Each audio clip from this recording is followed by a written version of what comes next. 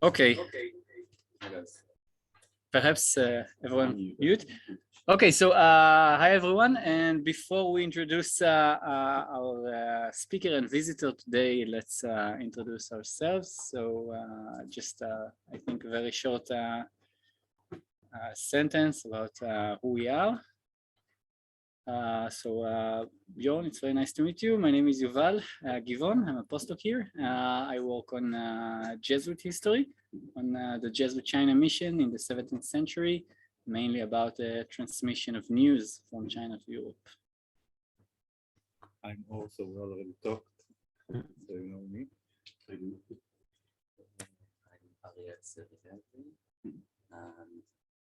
and biblical studies in Jewish thought. My name is Bob. I'm also a postdoc here. And I'm visitor of the modern Hebrew literature.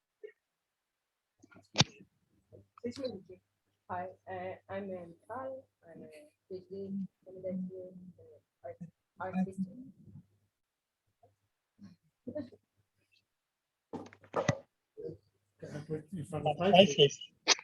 I can get the right angle. I'm Davidi. I'm Davidi. I'm a PhD in the Department of Jewish History. I study the relations and power relations.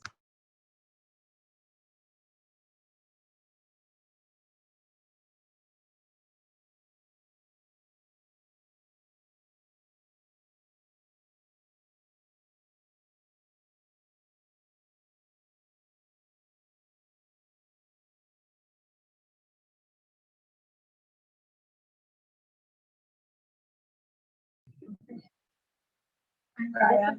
I'm the administrator. Yes. Okay, so let me introduce Bjorn, Dr. Björn Bentalge. Mm-hmm. Yeah. Bjorn studied Arabic and Islamic studies in Bochum, Germany, and Alexandria, Egypt. He received his PhD at Halle University in 2016 with a published thesis about contemporary Egyptian family law and legal culture, and co-edited a volume about religious dynamics in the age of colonialism across Eurasia. His ongoing postdoc project surveys and investigates early modern Arabic travelogues from the Ottoman Mashreq. And after many years at Halle University and 2 interludes in Münster and Princeton, Bjorn is about to start the upcoming semester as an interim professor at Leipzig University. So thank you very much. And now we will start to share screen and hopefully we will see the presentation. So. Okay, so I think this is the time for me to unmute and share my screen. So this is getting exciting. Okay, so this seems to be okay concerning the sound. The people at home hear you. Mm-hmm. You can hear me? I saw a thumbs up. Wonderful. Good. Okay. Okay, let me arrange my screen until everything is fine. This is getting a bit complicated with regard to screen sharing, but I think it will work. So first of all, I want to thank you all for having me, and especially Daniela for the very kind invitation to this very interesting group. And I already feel at a loss that I wasn't part of the discussion up to this point, but I will get a first impression today, and I'm really looking forward to that. First note is that today's talk is not about the travelogues that I usually work with. I want to present a text from an adjacent genre that is also interesting to me, but that is usually not the center of what I work on in my postdoc project. And I'll do so to connect the source that I'm going to present to the group's common theme of periphery and center. At least that's the idea. So first, I'd like to give you a brief outline of the lecture. I'll begin, very simply by introducing the author, an 18th century author from, the Mashreq, the Ottoman Arab territory. I will then say something about the specific text that I want to discuss today, which will feed into a first discussion. And that will be hopefully the opportunity to bring in Dana Safdie's article, which I imagine some of you or many of you read to some degree at home. And then I hope to build on our first round of discussion and develop some ideas about center and periphery. And I'll go on about that for a while, and hopefully there will be another chance to have a thorough discussion at the end of this talk. Okay. I just missed what you said in the beginning, that it's not a travel picture. But Sure, sure. This was in relation to your very kind introduction, that my postdoc project relates to early modern Arabic travelogues. And today's talk is actually not about a travelogue. It's about a similar genre that is connected to it, but it's not a travelogue. So this is not, my main topic today. Okay. So, well, here we start. Today's author that I want to talk about is Mustafa Asad Al-Hakimi. Of course, he has a much longer name if you insist on it. And he was born in Damietta, Egypt, on the coast, which is even at that time not an insignificant city, but also not a very important one. I think by pretty much all standards that we can apply at that time, it would be, culturally speaking, economically speaking, and politically speaking, part of the periphery, although it's a city. He traveled widely. He made the Hajj at least once, probably more than that. He went to Medina also. He traveled through Palestine. He visited Damascus and Cairo, and he finally settled in Damascus, where he also died. A contemporary biographer, Muradi, who wrote like one of the major biographical dictionaries of the time, described Al-Hakimi as, and this is important in that order, a scholar, a literature, and a critique, and a critic, a naqad. And critic is meant as a critic of literature. And the term literature and critic refers mostly to belletristic literature and to poetry, because Al-Hakimi was not only writing any poetry, almost everybody was doing that at the time in one way or another, but he had a published divan of his own, so a poetry collection. So he was really kind of established as a literary writer and poet. Okay, his works are not that many compared to other known figures, but I'll present them in the order chosen by the biographer. There's first of all a travelogue, and I should at least drop in one sentence that a travelogue in the technical sense in Arabic literature is not usually what we expect as today's readers when we think about a travelogue. It's not a thorough description of an individual's experience of landscapes and of peoples, but it's a literary genre, it's a belletristic genre, and it can talk about many different topics. And the only defining feature is that the textual structure is determined by one journey, or maybe a series of journey. But that is what a travelogue is in the literary sense. So he wrote one of those pretty late in life, in 1751, although it talks about a travel or a journey that it did many years earlier. So the next work that the biographer mentions is an abridgment, an abridged topography. So that's something that I'm going to talk about today, and we can see the details later. And then there's the poetry with its own divan.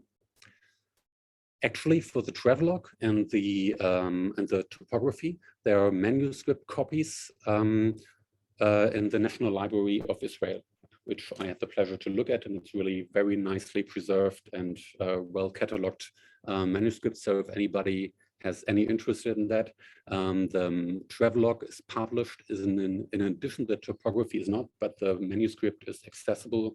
You can download it and you can read it, I think, rather simply, comparatively. So today's lecture will revolve around the topography, and I forgot to press this button a few times. Sorry. So my talk will, or the lecture will revolve around the topography. Lakhimi's topography is usually catalogued and is known and described as the summary or abridgment of another book. The title of the topography also already mimics that of this other book, of the well-known topographical history, The Splendid Company in the History of Jerusalem and Hebron. That's the title by 15th century author Hanbali. And you can see that Lakhimi's title, which is quoted up there, The Bon Mots of the Splendid Company, is mimicking Hanbali's title and indicating that. And just another. Comment, Bjorn, that this is actually the first history of Palestine, as an Arab history of Palestine. It's not only Jerusalem and Hebron, right? No, yeah. It's Definitely. Yeah, the first of the territorial unit of that resembles Palestine. Yeah, exactly. And the opening lines of Lakhimi's topography confirm this characterization in principle, except that it is in fact two books that Lakhimi declares to summarize or abridge. The Arabic term is talkhis and mukhtasar, and he really uses those terms in the introduction to his topography. But it's actually two books. And talkhis mukhtasar means literally to make something shorter with regard to another text, or to be shorter for the product. The mukhtasar is something that is shorter than the original, and the talkhis is the making short of something. So let's have a quick look at the two authors and two books that he's abridging. They're both 15th century authors, meaning that they're from the late Mamluk period, which, the Mamluks are the dynasty whose 250 years of rule is sort of a bridge between the Middle Ages or Islamic Middle Period and the early modern world of the Ottomans. And they ruled over Syria, the Levant, and Egypt together as one block, which is kind of important for regional understandings, I think. And to make an abridgment or a summary, like Lakhimi did, with regard to Suyuti, who wrote a work that by the title was concerned with the merits of Jerusalem mostly, and to Al-Hanbali, whose work was devoted by title to Jerusalem and Hebron. That was not unusual in any of those periods, neither in the Middle Period or Middle Ages, nor in the early modern period. On the contrary, I'd say that at least for the early modern period that I usually work with, derivative techniques like compilation, commentary, or abridgment are the default mode of writing. So as a scholar, if you had something important to say, it was best to put it in the words of an authority that was established and already known. And that was always preferable. And doing it in that way signaled several things. First of all, your knowledge and erudition, and that you really had a command of what somebody needed to know to be recognized as a scholar. It showed a reverence for tradition. And I think a good way to understand that in general is to keep in mind that the cultural endeavor that was most important at the time was stability, not necessarily innovation, which was just an entirely different mindset. So keeping things alive, keeping tradition alive, and keeping things stable and in order, that was the challenge of the time, not innovation, adaptation, reform, or anything else. So nevertheless, all that being said, using somebody else's works, even if it's derivative, is never, just derivative. A compilation is not only picking somebody else's works, it's usually, in most cases, and this is certainly true for Lakhimi, a literary project in its own right. Regarding Lakhimi's topography, we can see that, luckily, by an overview of the text contents and chapters that he gives in his introduction.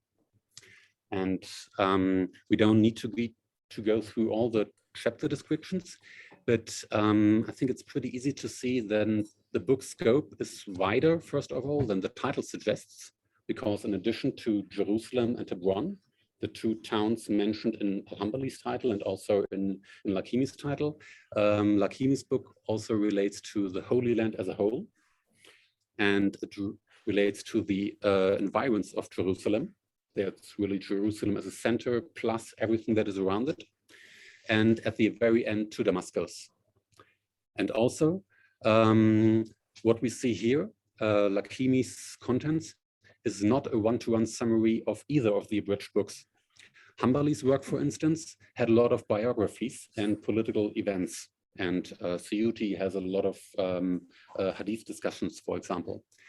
And Lakimi leaves out both of that. He really makes a selection of what is important for his purposes, and only selects certain parts from both books, which he then summarized and compiled into a coherent text of his own. So he clearly had a writing program, a topographical project of his own, even if the words were derived from other authorities. And Lakimi spelled out part of his rationale for writing this book in the introduction. And you can read here that he had a special purpose in mind to put together, as he calls it, a directory for travelers and a gift for the guides of pilgrims. Just a quick note, you see these little asterisk signs. They are not a punctuation, they mark the rhyming, because like most literary authors of the time in Arabic literature, he wrote in rhymed prose, which is also an indication that these texts are not written, nor are they read by somebody sitting at his desk or her desk, but usually in a setting. Yeah, I think so, yeah. Performed, explained, asked about, and they're part of an evening discussion of a literary salon, if you will, or of a learned discussion. But usually texts should be imagined as part of a communication that's both oral and literal or written. Okay. Sorry? No, this is just Oh, okay, yeah, I don't know how to remove that. Okay, so this was his very own project to produce something that is a bit like a travel guide, although it does not read like a travel guide that people have in their hands when they go from one spot to another. It's another form of travel guide, but he had something that he wanted to do, and the phrasing that he had an opportunity to bring together or to let coincide the written record and the personal experience is not only a play with words, because khabar and khubr sound similar to Arabic ears, but it's also an indication that he really wanted to update the authoritative description of Jerusalem and Hebron. Okay. So now that we've had a first look at the contents, I think is a good point to enter into our first round of conversation, maybe not discussion yet, but a first round of conversation. And I'll start off with a question to anybody who feels inclined to answer it, which is that keeping in mind that Lakimi is a young scholar at that time who's coming from a fairly peripheral city, Damietta in Egypt. The question is, what seems to be the center in his topographical project by what you've seen from the table of contents, for example? You mean geographical center? No, I mean really what seems to be the center of his literary project of a place description. I mean, his entire topography is always about places. It's about you know, I'll not say it. I don't want to take away the answer. But what would be the center? Is there a center? In Jerusalem, it's the Aqsa Mosque. Okay, in Jerusalem, it's the Aqsa Mosque, and we've seen that the Aqsa Mosque has its own chapter. Okay, so that would be one answer that's possible, the Aqsa Mosque. Is everybody happy with that? It's tricky. No, there's no wrong answers. I mean, really just to get you going. I wonder why he's focusing on Jerusalem, and then at the end, the last chapter deals with Damascus. Yeah. There is some kind of pattern that makes sense. Yeah, and why have Jerusalem as the one center, or maybe even the Aqsa as the one center, and have Jerusalem and Hebron in the title? The way is the center. Sorry? The road. The road is the center, you know. It's going from Hebron to Jerusalem. If I got it right. Yeah. It's going from the south to from the south from Egypt. It's going from chapter 5 to 6. Is going from the south to the north. Yeah, that would be a good idea, you know, if you could show that the sequence of places adds up to a tour. That would be an option. It actually doesn't work out, but it's a good idea. It would work for other texts that I know. Okay. Yeah? Wonderful thought. Yeah, I mean, very simply put, I don't think with what you know so far that there's one definite answer. You could actually say that his chapter structure indicates several centers: Jerusalem, the Aqsa Mosque within Jerusalem, then Jerusalem as a center for a wider region, then Hebron, actually, also with a chapter of its own and an indication in the title, and then at the end, Damascus. So there seems to be multiple centers, and Damascus at the very end and not even in the title. And well, how does that compare to, I should even say that he literally calls Damascus the second city of the Levant after Jerusalem, really the second city. So how does that compare to what you've read in Dana Sashti's paper, which I asked you to, you know, to at least glance through and have an idea? I want to ask, so what is the realia of that period? Was Hebron, I'm surprised by Hebron a bit, but because Yeah. was it at such a, you'd say that the second significant religious sites in Palestine back then, that it's worthy of to be in the same title with Jerusalem? It really depends on what you're considering the standard that you want to apply. If it's religious significance, you could probably argue that, yeah. With the graves of the patriarchs, you could say that it's maybe Hebron. You could make some other arguments, but yeah, that would make sense. Political and economical significance, I think Damascus should be first, definitely. Yes. And talking about Damascus as the second city in a political, economical sense would be very weird, because it's definitely the seat of government and much larger and much more important in any way except religion than Jerusalem. Yeah, so there's... So it's like the difference between religious significance and political significance. Could be, yeah. But I was hoping that you could connect that a bit, or maybe contrast it a bit to all these descriptions of Damascus in Dana Sashti's paper. I mean, maybe we should recapitulate a bit. Recapitulate a bit so that it's easier to remember. I mean, she was presenting several authors who all wrote descriptions of Damascus across multiple centuries. And I mean, I don't want to take away the chance for you to summarize, but I'll just go ahead. The first one was Ibn Saqr, a 12th century author who wrote a mix between topography and history and biographical dictionary, you know, very, very large work. And Sashti sets him up as this kind of foundational figure for descriptions of Damascus. And, you know, some of the things that are characteristic of his work is a lot of focus on hadith. There's a lot of hadith material with technical details, and that he really focuses on the great mosques, and that he includes a lot of biographies. So for him, Damascus is defined by the great mosque and by the scholars and saints, you know, simply put. Center of the world. Yeah, for him it is. Then the second one that she mentions is a 13th century topography history that leaves out the biographies. It includes a new category of relevant buildings, which is colleges.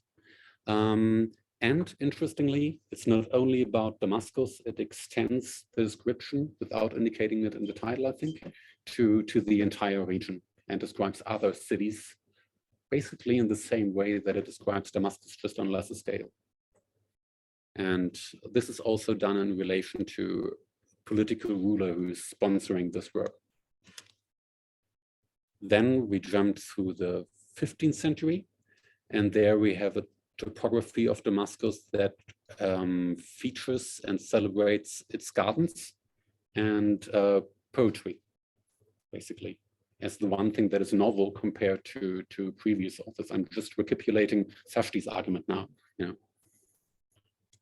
And the last author that Dana Safdie mentioned was Ibn Kanaan, an 18th century scholar, whose topography of the Levant was also dedicated to a political ruler who just came into power, like as one of the first regional governors of the time, who was really from the local region. And it includes as novelties descriptions of public processions, which were, you know, important for symbolic rule and establishing and communicating your rule, and also it includes a political survey of the entire region of the Levant. So what you're insinuating is that we could have expected Lakimi to imitate Ibn Asakir if Dana Safdie is right, and he centers something else. I mean, maybe he centers the pious way of life of visiting, of the ziyarah, of visiting sacred places. Could be. I was not really counting on any final interpretation so far. I would, but I was hoping that the contrast seems clear. That we have this chain of works presented by Safdie that are all focusing on Damascus, starting with Ibn Asakir, and then we have this topography that includes multiple cities by Lakimi, where Damascus, you know, is an appendix at the very end, and is, you know, if you'd ask Ibn Asakir, he would probably say denigrated to a secondary rank. And I'm not asking for a final interpretation for that, but I was hoping that you would see that there's a big difference in the way that that Damascus appears in Safdie's argument, and that Lakimi presents the issue. It's like a walk about Jerusalem. Yeah. So we shouldn't expect Damascus to be in the center for walk about Jerusalem. Yes. Yeah.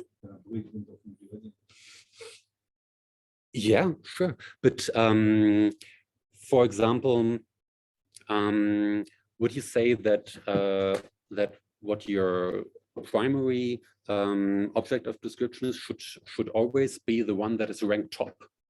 For example, if you write about Damascus, should you position it above Mecca? Or if you write about Jerusalem, should you automatically say Jerusalem is more important or above Damascus, and vice versa? Is it, you know, like football clubs, and you're a fan of one? I didn't read this work, so I don't know how it puts in. Basically, Mujahideen's work is about Jerusalem and more about Jerusalem, of course. If he's writing an abridgment of Mujahideen, it's about Jerusalem. But I mean, the fact that Damascus even appears in this work, it says something, because it doesn't appear in Mujahideen. It doesn't appear in Mujahideen's work, but it does appear in Suyuti's work, for example. Although there it appears also in the later part of the work, if I'm not mistaken. Yeah. So why do you think Suyuti and Lakimi add Damascus at all? I have some thoughts on that. We'll get to that in a little bit. What I want to take away from now, and this was just the first round, we will have a decent discussion at the end, is to first reiterate that there seems to be a big variation of what is a relevant center or the primary center, and that descriptions of cities as centers with relevance has a lot of possibilities. There can be lots of different ways to describe something as a center and to really construct it as a center in literary texts. So that is a very simple point for now, but I think that's enough to build on for the rest of the presentation. So I will try to build on this and now contribute something to the research group's theme, rethinking periphery and center. And I'm new to all your discussions now. For me, at least, rethinking does not necessarily mean discussing whether Damascus or any other place is, the real center or the original one, if we're talking precedent. Nor does it bother me particularly that, Damascus or other places are positioned as the center in one case, like with the massacre, and a secondary and maybe even peripheral bit in others. In fact, I think I'll leave the concepts of center and periphery pretty much as they are and not really question them themselves, and instead concentrate on framing center and periphery in a somewhat larger context. And to do so, I want to firstly connect center and periphery with what Zayda Antrim calls the discourse of place. She has this very nice book describing early Islamic to classical Islamic literature that talks about place, for example, describing it really cultivating the longing for desert landscapes, but also the project of gathering information that was valuable from an administrative point of view about roads, about destinations of roads, how long they go, and everything like that. And this engagement with place is an endeavor that spans across multiple developing genres. But there is some patterns in there of how space is conceptualized. And these ideas of space across multiple genres are not, they're not chaotic, they're kind of coherent. They're not unsystematic. And because they're a bit systematic, it makes sense, as Zayda Antrim argues, to consider them, a structured discourse that you can really analyze with a symbolic reading. And that is one of the takes that I want to apply to Lakimi and to this entire discussion of how to construct a center vis-a-vis a periphery. So simply put, this approach will look at how ideas of space and place are structured and imbued with meaning. And I will try to consider center and periphery as one pattern among many other patterns to do so. And yeah, that's the title. And secondly, pretty much toward the ends of the lecture, I will suggest to relate center and periphery to another issue, namely cultural capital, which is an idea that I did not pick up from reading the entire Bourdieu, but actually from a much shorter discussion that I recently read in Christian Morder's discussion of this perspective in his otherwise, really shamelessly long study. It's like 1,000 pages or so. It has its downsides, but he seems to summarize everything that he read for a study, which is sometimes, handy for people like me who are looking for ideas. So there is like a 10-page discussion of cultural capital in relation to some Arabic terms in Arabic literature, and I will kind of mimic that approach later on in my discussion. So in the first broader context of the discourse of space, one point that I think is worth considering is the likeness of literary cityscapes. And that is this likeness of how centers like Damascus and Jerusalem and Hebron are described as centers is something that goes even further than what is apparent from Safdie's contribution. Because the formula to describe Damascus as a center, which was employed by Ibn Asakir in the 12th century, whom Safdie sees, as the foundational figure, as a drama-setting authority, that was something that was already inherited from a much longer tradition of place writing. And to just give just one example, there is many other possible authors to cite here, is Al-Ashraqi's History of Mecca, as it's mostly translated, although the original title, Akhbar Mecca, could also just mean information about Mecca. And that is a topographical history, meaning that it's not a chronological sequence. There's a lot of information about events, but they're not told as one narrative, that starts with the creation of the world and then ends at some other place.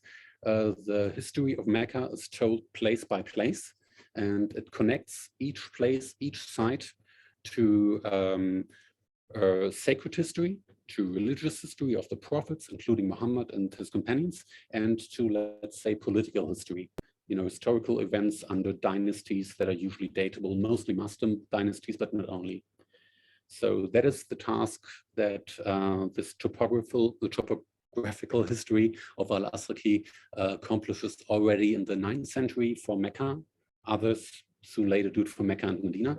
So we have pretty similar template of making places relevant that can be found there, as well as in Ibn Asakir's history, in Hanbali's history of Jerusalem and Hebron, and so on.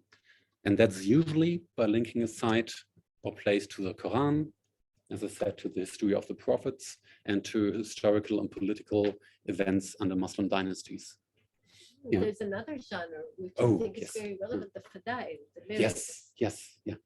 Suyuti's work, for example, goes into that a lot. The second author who was summarized by Lakimi, he has a lot of Fadail. There's definitely more genres involved in this project than just topographical histories. And I think one general quality of genres that is important to keep in mind is that they can incorporate elements from other genres. You can say that mini travelogues appear in histories. You can say that travelogues incorporate micro histories or events or narratives of important events. So you always have this capacity of genres to build on other genres and to feed on other genres.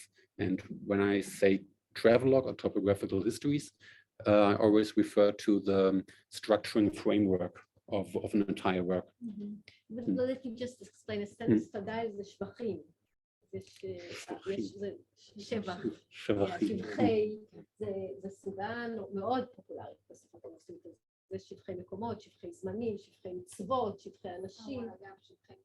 כן, ושבחי מקומות, זה שבחי, כן, אנחנו מכירים בדרך כלל שבחי ירושלים, אבל יש גם שבחי, sorry, there are also the merits of Mecca, the merits of Medina, the merits of Damascus, and the merits of Nablus, even there's a word. So Balch, it's not only in Balch in Eastern, so it's not only, and compilations of data of sorts on places. It's also very important for anyone who's interested in places. So Jerusalem is not, the merits of Jerusalem is not something. It's not unique. Not unique. No, it's not unique. Yeah, we tend to think that we're the center of the world. No, it's not unique. It's not unique. Not even in particular periods that it's more. Really. It's not unique, but they're like in the 11th century, you get 3 works of merits in Jerusalem, which may be based on an earlier 9th century, but there is no extant 9th century compilation, right, of Jerusalem. Not that I know of, no. But is there of Mecca or Medina in 9th century? 9th century, yes. Yeah, so 9th century I'm not sure if there's a particular Fadail work, but parts of Al-Asraqi would definitely appear in all other Fadail works later on. because it's the same material. Because, you know, when I say connected to sacred history, to Quran and to the Hadith, it means exactly that. Look for everything in the Quran that kind of mentions Mecca and include it, and look for every Hadith, you know, saying of the Prophet or of his companions that say something good about Mecca. Even, you know, irrespective of whether or not it's really the central topic of the Hadith, any mention is good. And that is also important for the Fadal work. So it's shared material, let's say. And, you know, another city that receives Fadal and histories at the same time as Jerusalem is Jeddah, for example. The first, which is, you know, a small port town that you can do the same thing. That's also 15th century. Yeah. It's a small risala that becomes an extended work in the 16th century when Sabani builds on it. Yeah. Okay, so this is a bit of a background. And what we looked at earlier, Lakimi's abridged topographical history, is actually a fairly representative rendition of this culturally pretty specific way of describing a city, any city, if you ask me, as a religious, political, or cultural center. And the important thing, I think, is the likeness of these centers. So how to explain this resemblance? Sashli, as I already said, hinted at something like a genre-setting influence of very notable authors. For our present purposes, though, I would emphasize something else, namely that these patterns are transferable through analogy. And I'll give you two examples to illustrate. First is Nablusi, you know, he's the biggest name in 17th and 18th century travelogue writing and in many other respects. And in his first travelogue, first larger travelogue, I think in 1690 or 1691 or something like that, a Jerusalem journey, he writes in a lengthy introduction a very programmatic expose. And he likens his entire journey across Palestine and to Jerusalem to the Hajj, and says that it's the small Hajj. And he draws, you know, place by place, an analogy between the Holy Land around Palestine and the Hijaz, between Jerusalem and Mecca, between the Al-Aqsa and the Kaaba, between Jenin and I think Mina, one of the places. Yeah, he goes place by place. He's very specific. And yeah, and even Hebron and Nablus. So he really draws up an analogy that is going through all of the important places in Palestine and looking for the equivalents in the major Hajj. And he calls it, as you can see in this quote, the small Hajj. So here you have an explicit analogy between two centers, two centers, not even as cities, but as sacred realms, we could call it. No, Like the small Hajj? no, it's not entirely conventional, but it's also not unique. No. And it's also controversial. Sure.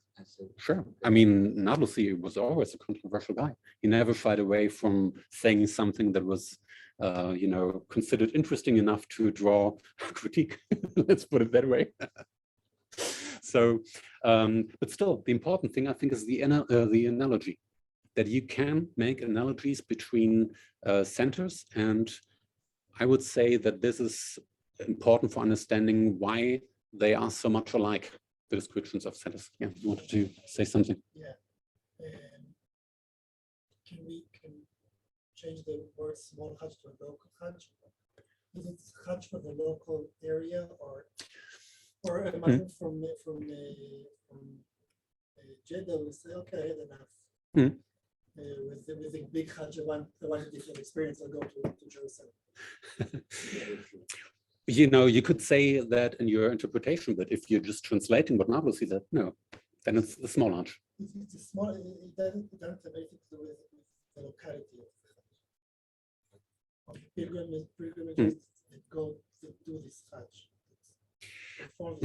Okay, I think you may be thinking about somebody else. There's a legal discussion. What people should do who are not able to make, the decent Hajj, the one that is supposedly life-changing, but can also be life-ending because it's kind of dangerous and very expensive. And there's a discussion that people who cannot go to Mecca should do a similar devotional visitation to another important site. But this is actually not it. This is really drawing up an analogy between visiting Jerusalem and going to Mecca, and he even explicates later on that for him, going on Jerusalem is the perfect preparation to be granted with the privilege of doing the major Hajj later on. So he would even encourage to do the Jerusalem Hajj first, and not only in case that you cannot do the other one. This is a very good question, because this is the controversial thing, to give up the Hajj and substitute it with rites in Jerusalem and rites that imitate the rites, right? Rites in Mecca, like circumambulation and standing, and this is really controversial. This is what he's talking about, or I would not say that it's really substituting it. I would say he's establishing something next to it, because imitating it, the practice of it. No, only partly, and they're not throwing stones, for example, and they're not doing a run between two places. But there's certain shared elements. If there is there's really a close analogy with the rituals, it would be to the visitation of the Prophet in Medina, which at this time is definitely a standard part of any Hajj, because the caravans would also go through Medina. And if you would go to Mecca and not do the visitation of the Prophet and go through the proper rituals, that would make you an outsider, even if you were otherwise, in the very orthodox spectrum that is suspect of doing other visitations, for example. The visitation of the Prophet was not in doubt. Yeah. So there would be a possibility there, yeah. But I should also add, Nablusi's second journey was a Hajj. And there he combined visiting Jerusalem and other places and Cairo with visiting Mecca and Medina. So it's really not substituting it for another one. It's drawing an analogy and building something similar. So another point on analogy would be the realms of spiritual masters, of Sufi sheikhs, because there, at least since the 14th century, but definitely in the 15th and 16th century, you can see that the descriptions of Sufi sheikhs, of mystics and their powers, talk a lot about the places where they are and how they become dominions, and the description of these dominions, of the spaces around them as an area that they actually control spiritually, is, if you look at it, really built on the idea of sultanic power. And there's explicit comparisons that talk about the sultanic power over the political realm, and the spiritual power of the Sufi Qutb, which is like the pole, central figure in mystical thought, who has the spiritual dominion over Egypt, for example. So there's an analogy between the spiritual realm and the political realm, which is another form of analogy. So the point here being that you have these patterns, and it seems to be kind of easy to come up with analogies and transfer them to something else, which may be banal, but I think still interesting, because the transferability gives these patterns and the template for an Islamic center among them very symbolic quality. And once these symbolic patterns are established, I think they become part of a repertoire. For example, a repertoire of how to talk about places, and a repertoire of spatial imaginations. that writers like Lakimi and also their recipients can then draw from. And it is in this sense, at least a few months ago, when I announced this lecture, that the phrase supplementary centers in the title of this lecture made sense to me, because from the perspective of somebody like Lakimi, who's an aspiring newcomer, from the periphery, who's now coming to maybe a secondary city like Damascus or others to Jeddah, the existence of the big paramount centers like Mecca that can never even be doubted is actually something that is not so much distract from the importance of Damascus or Jeddah or any other place, as it offers a template and establishes a way of fashioning these other cities as centers and to really boost their prestige and construct them as centers. And in that case, you could even argue that the availability of Mecca as an ideal has a supplementary function for a culture that wants to celebrate Damascus, celebrate Aleppo, celebrate Hebron, or any other city. And yeah, so in other words, the symbolic primacy of one center can be used to supplement and reinforce the status as a center of other cities and regions, which is, yeah, an idea. Okay, in any case, to bring it back to a more concrete level, I find it kind of instructive to see how our author, our case example, Lakimi, made use of the possibilities of this discourse of place. In the topography, the truly original part, the one that is not simply abridged and copied from one source or another, is in the sort of attachment on Damascus in the conclusion, and it's attached to that attachment on Damascus. We can see here, really the end of his original project that is indicated in the title. Here ends the task of abridging the Itaf al-Akhasa, which is Suyuti's work, and the Uns al-Jalil, which is Hanbali's title. And praise be to God, the Lord of the worlds. And I then said, now something new starts. Among those who are buried in the Levant is our distant grandfather, Sa'ad ibn Ubadah al-Khazraji, the companion. It's a capitalized companion, meaning companion of the Prophet Muhammad. It is appropriate to conclude this summary by recounting his pious deeds and by explaining the virtues of the companions. And so I say. So here he starts on another final endeavor in his topography. And it's first to connect himself to a saintly figure or almost saintly figure, to a companion buried in Damascus, and then to say something about how important it is to be a descendant of the companion, because his explanation of what this means is by quoting a lot of hadith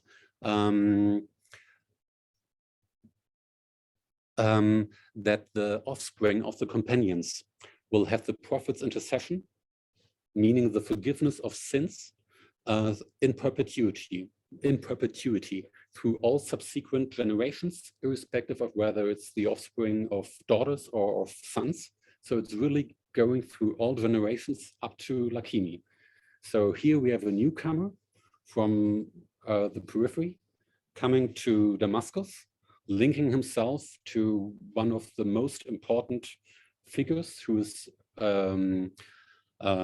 celebrated and venerated in that city, and claiming the prestige that is associated with that, and offering that together in his package with an appraisal of the prestige of others who share the same linkage. He's building a bridge to them, and also by contributing to a discourse that celebrates the centerness, let's say, of Damascus, the city that he wants to associate with, but also the other notable centers of the region, Jerusalem, Hebron, and actually some more. And actually some more. I mean, he's talking about other places too, although they don't show up in the table of contents. So I think so he has a contribution to the aggrandizement of the region as a home of multiple centers, and I think the individual goals that are associated with this are clear. Somebody seeks to establish themselves, and that is not saying that he did not believe in this. I'm pretty sure that he believes in that, but still there's a strategy, there's a will to become recognized. And well, this is a good point to say something about his life story, because we can see from the travelogue, which was written 20 years later, that he was very successful with that.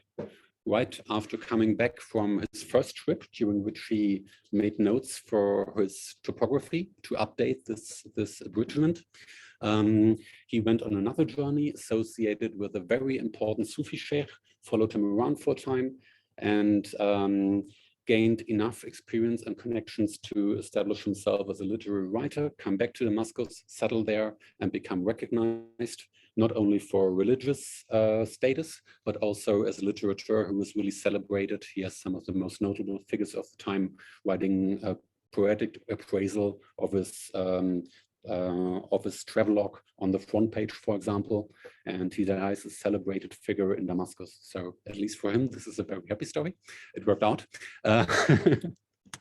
And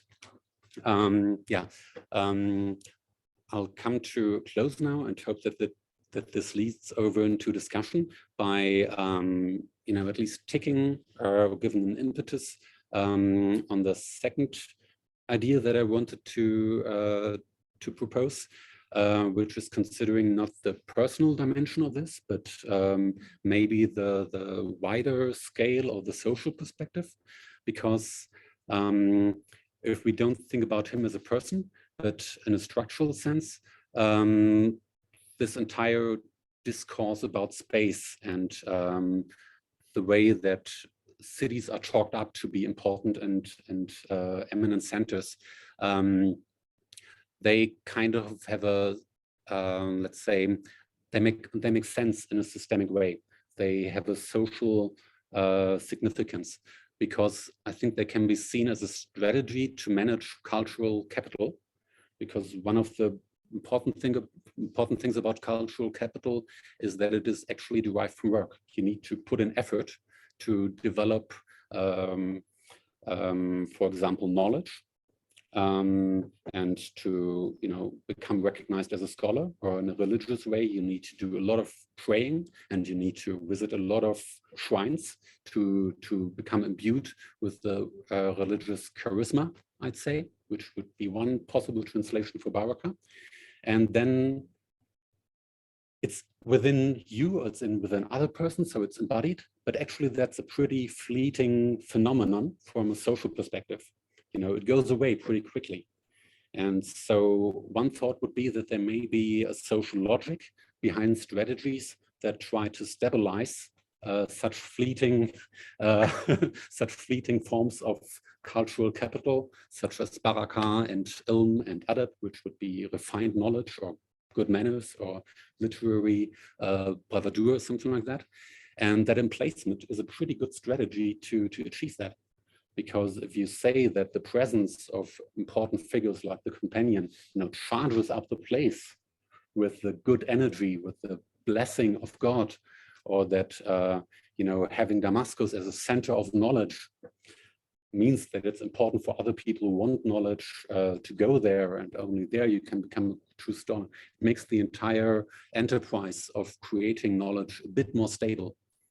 And yeah, that would be like one of the final thoughts, that there may be a social perspective or social logic at play here that is also connected to talking up places at centers. So, yeah, and that's it from my part. And I hope that the online audience was actually able to hear everything. I did not pay any attention to you all, sorry. Okay. So and I will, take down the screen. So. Okay. So if anyone in the Zoom has a question, then please let's begin with you guys.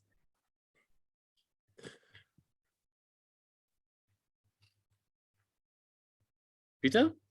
Yes, you can hear me? Okay. I have one interesting idea, parallel way. Why creating books by books and books for someone who is using books? What is there someone is not doing in emplacement by his career, but giving in a world of travelers, of merchants, giving the possibility to come back with a book in your hand and you can tell the story. If you are not a good storyteller, you have been there. You went over from Egypt to Damascus, you went on your Hajj, you went on your way, and then you come back, and here you have a very skilled guy, educated, gives you now an aspect not in poetry from the gardens of Damascus, but gives you the religious aspects of this realm, of this area. And then you can come back or even buy it at home, maybe in Egypt, and then you have something to say. And you have something of this erudition. So I would look not only on the question, why to produce a book, but also how many copies do you have? So how many copies do you have of the book?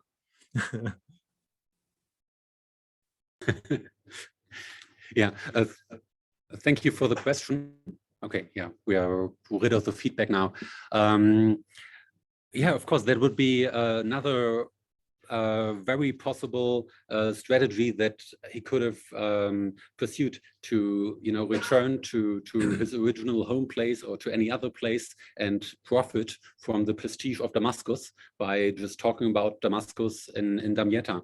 And we are lucky enough to know that he actually did that a lot, because his travelogue, of which I know of at least 3 or 4 copies, which is, not a lot, but it's still enough to suggest that there was probably a lot more and that he was a pretty known figure. Because some of these have poetic appraisals by parts of his audience, and one of them is by his brother, who has like a 2 or 3 folio poetry that thanks him for cultivating the wish to visit Damascus. And it's kind of interesting because in the travelogue, it's also the case that Damascus does not really seem to be the one spot that that is described, because the tour is much longer and it's spends more time in Jerusalem and with descriptions of Jerusalem than Damascus. But the place that is celebrated by Lakini's own brother as the place that he now wants to visit after reading, not reading the travelogue, but by hearing the travelogue and the aggrandizement of the place to his brother, is Damascus. So yeah, I think that it was also a big aspect of that, coming home, going to other places and talking about interesting sites that people would then want to visit. And you can even do that without books. We have some interesting observations about coffee house conversations and storytellers in coffee houses. And there's a biographical dictionary, for example, that laments the unhappy life of a scholar who started out very recognized and became ill and had to make means by telling stories in the coffee house. And the stories that he told are travel stories, except that they, are a bit more entertaining, I think, than most scholarly travel accounts are. They involve more mystical creatures, for example, and lions.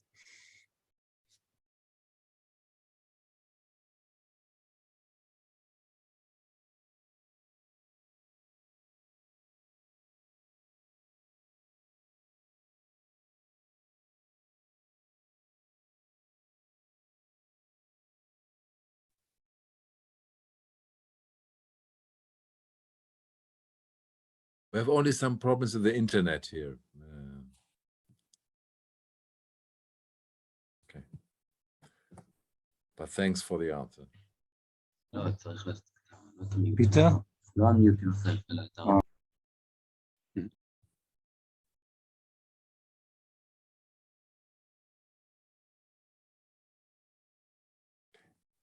Yes, thank you.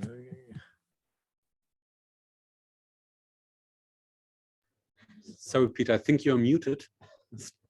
No, I'm not muted, but I have problems with the internet. This is Israel.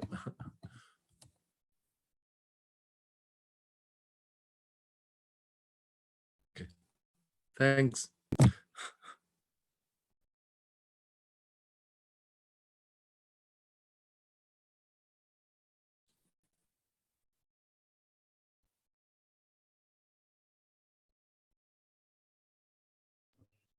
Peter, can you try again, please? Yes, I'm connected, and if you see, no, my internet connection is unstable, like with others. So I'm not muted, but I think now we can hear you clearly. So if you want to have another go, okay, this is the time. No, I wanted to thank you for this answer, because this makes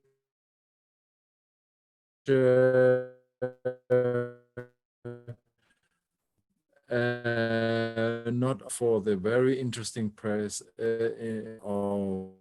and a text made by text, and for people who want to have text in their world.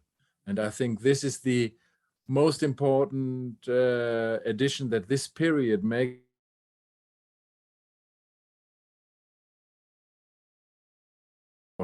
Kept books, but also private persons, merchants had libraries, and these came afterwards to the Western libraries in the 19th century or 17th and 18th, 19th century to the West. So the idea is that looking not only for the instant, but also for keeping the literary world alive. So this is for me. So you gave us a very interesting example for this, that why someone should change focus. So maybe that his readers or listeners in his age are more open for a religious relation of places. And if you speak about Jerusalem, Al-Aqsa, and if you speak about Hebron, Al-Khalil, you have connection to religious traditions. So this is the nice, and thank you very much for this aspect, going through books with 1,500 pages or something like this, for bringing us some excerpts. Thank you, Peter. Very kind.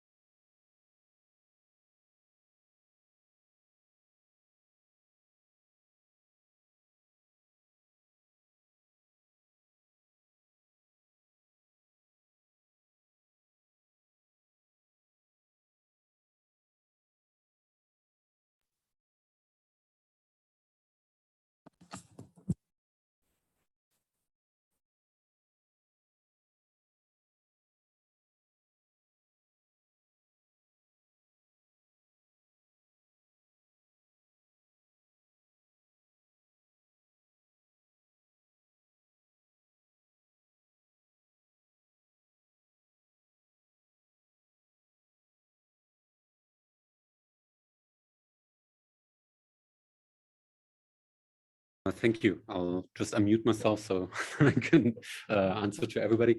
Yeah, it's a wonderful question, and I think if one takes this entire perspective of discourse of space seriously, it only makes sense if you do it in a comparative fashion.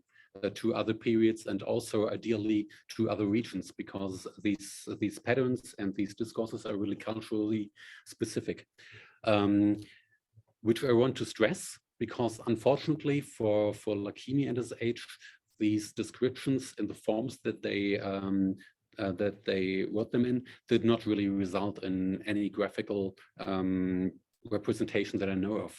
Even in the examples of illustrated guidebooks where you have kind of colorful and expensive decorative elements depicting the Kaaba, for example, the form that the Kaaba or other places are depicted in is highly symbolic. It's not the actual architecture. And so far, I haven't found a single travelogue with an actual map, for example. I know that they exist. For example, the Book of the Sea by an Ottoman general. He was writing, travelogue from the perspective of a ship. And there you have some graphical representations.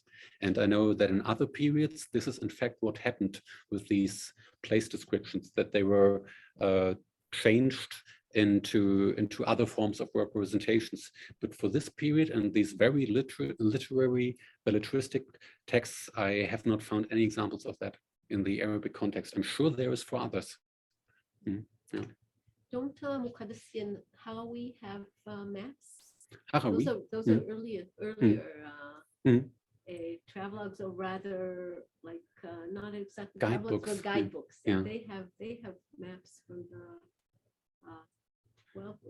late 12th century, and he has some drawings, and also I think even Muqaddasi in the 10th century has maps. Yes, in the 10th century, definitely, because there you have a much closer... You have a cartographical tradition. Yeah. And also, finally, those descriptions end up as maps in modern scholar works. True. Yeah, so we have maps of Ayyubid or Mamluk, or I don't know about Ottoman Damascus, that are definitely based on descriptions in topographical works like These this. are modern historical maps, modern maps Yeah. of historical... Yes, or you have Mamluk Jerusalem by Yossi Drori. It's not based on Mamluk maps. It's based on Mamluk descriptions. Yeah. And documents also, because some like legal documents describe the location of institutions and their properties. So yeah. And the early. Yeah. And the early maps you mentioned, are they part of the original edition or its renditions? Yes, as far as I know. Yeah, but that would be one of those things that I think is culturally specific and relevant, because there's a development that geography and travel writing separate after a point. And also we should keep in mind that in the 15th, 16th century, as a fact, the methods for producing maps were much more precise than just taking a literary description. I have one data point that I can add. I have a very short travelogue from the early 16th century by Ibn Tulun, who was kind of a polygraph. He wrote about many different fields of knowledge. He was much more a scientist in that sense than a literator, and his travelogue includes notes about the longitudinal positions of each Hajj caravan stop, because he was apparently taking instruments with him to measure, I guess the sun, whatever. I really don't know how this works, but he was taking notes about the longitudinal positions, and that was good information to make an administrative map, for example. And if you had that, you would not, need a flowery descriptions of the gardens of Damascus. That was a different enterprise, and they separated at a point. But early on, they were very closely intertwined: travel writing and map making and geographical descriptions. Yeah.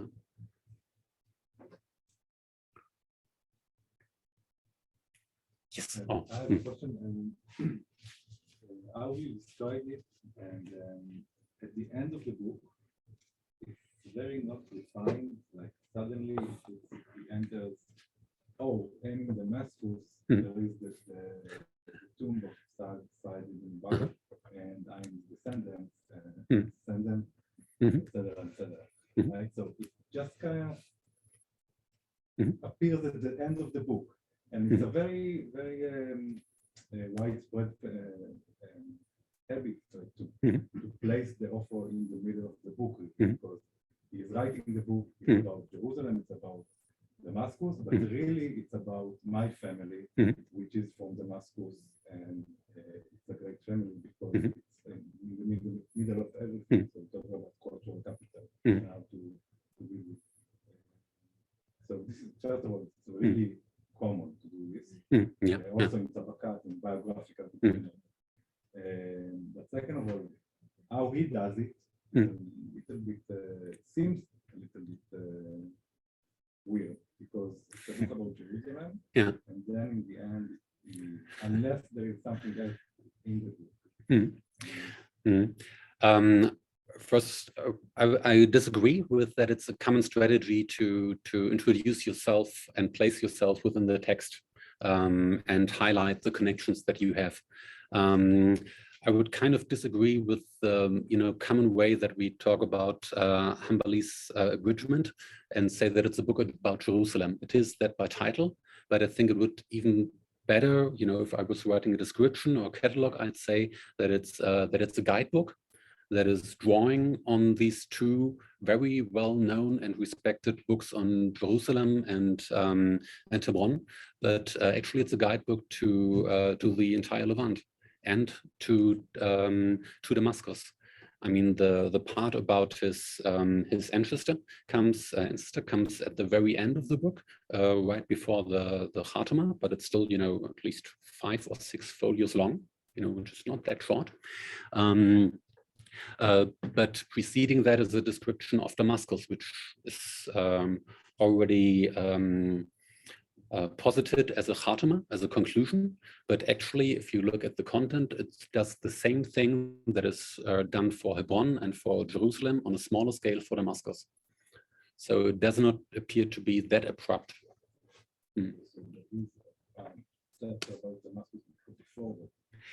Yeah, except that it's called the conclusion.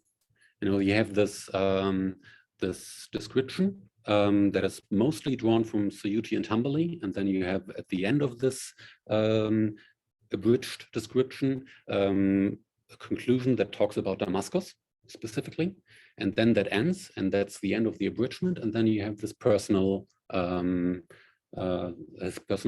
the personal attachment about his ancestor. And there, if you want to go into the details, he also does some compilation, of course, but it's really something that is not modeled on one source anymore. Yeah. And I'm not sure if it's that weird to put it at the end of the document, because I still don't think about these texts as books that you hold in your hand and read from cover to cover. But I think about something that you would present, maybe not all of it, but session by session in a salon, for example. And then you would probably start with this very flowery introduction, which sounds terribly nice if you read it out loud. And then you would maybe read some of the highlights, depending on the topic of the night.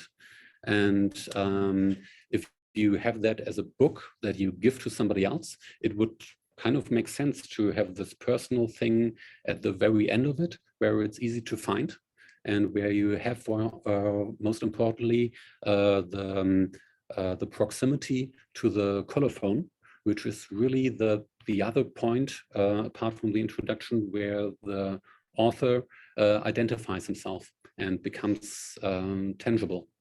So I think it kind of makes sense. I'm sure there's other examples that place it in other contexts. Yeah. Do I give it the title Hebron because of the works it abridges? I think so, yeah. I think because the novelty, if you take him seriously, that he wanted to produce a guidebook, was to take two popular, widely known and respected works that are multiple volumes and produce a much smaller book that fits in your pocket if you want to, that you could actually take on a journey like that, or more easily take on a journey like that. Nablus, for example, had his entire household, including many books, when he went on a journey. But most people did not. They had a few packs. So yeah, the characterization as a book about Jerusalem at Hebron, which is what the title suggests, I think is actually not that helpful. Okay, guys, for this. One last question. I wanted to remind you that the Ibn al-Sabah is doing, it's a travelogue from the 15th century. The guy comes, so he finds two occasions to speak about his ancestry. One when he mentions Andalus, because he's from Andalus, and the second when he mentions Yemen, because because he claims that his family comes from a very important tribe in Yemen, a tribe that's settled in Al-Andalus. So he has this whole thing about his ancestry in two places of the book. But I wanted to ask you, Björn, two questions, if I may. One is, you mentioned twice that he actually updates the earlier works, and if you can give an example or say in what way. And second, you ended with this triad of ilm, baraka, and adab. I have an article, ilm, baraka, and shafa'a. Nice. And the subtitle is The Assets of Ulama. And I tried to show that ulama boasts in more and more of those three. That they have knowledge, they have blessings, and which makes them able to also serve as intercessors in different. But you find adab as you list those three as interconnected, or if you can explain a little bit why you place those three together, ilm, baraka, and adab. Sure. I'll start with the second one, and you may need to remind me of your first question afterwards if I forget. Okay. I love the ilm, baraka, and shafa, which is a great combination, and I want to read that very much.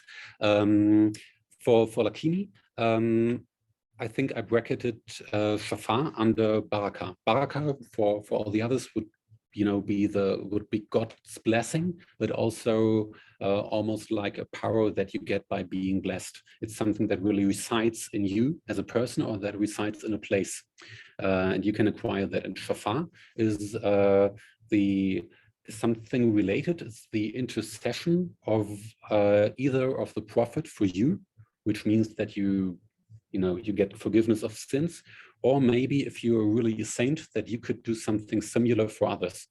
And I think for me, both are meant by baraka. For Lakini, his claim to be a descendant is clearly positioning him to get baraka by the shafa, by the intercession of the prophet. And I included adab because I know his travelogue, and his travelogue is just a lot about poetry. And I think at least towards the end of his life, this element would have been very important for him, and would qualifying as one of those persons who are both a scholar and a literary writer. And prestige-wise, they're closely interconnected, and you can see that best in the biographical encyclopedias of the time. There are collections of biographies only of scholars. If you're not a scholar, or if you're not a recognized scholar, you're not in there. And basically, one of the tests that we use to find out whether somebody was recognized or not is not so much for that period by going through the number of manuscripts, because there's all this survival bias, but by seeing if we find their name in the encyclopedia and the biographical dictionaries. If they are in there, they're known, they're accepted by other scholars enough to be written down after their death with a biography. And there you have pretty standard descriptions of what people did, and if they were good at something or not. And being a scholar and being a poet or a literature can go together, and they reinforce each other. So for him, I think it makes sense to include adab. if I was talking about Ibn Tulun, for example, I would not include the term because it simply did not interest him very much. He showed no real will to produce very good poetry, for example, or to write texts that are amusing. He was more an alim. He was more concerned with knowledge. Yeah, but they can interrelate and mutually reinforce each other. Yeah. Okay. And the first question was about updating. Just have one in mind with regard to one of the important institutions in Hebron, which is a foundation with a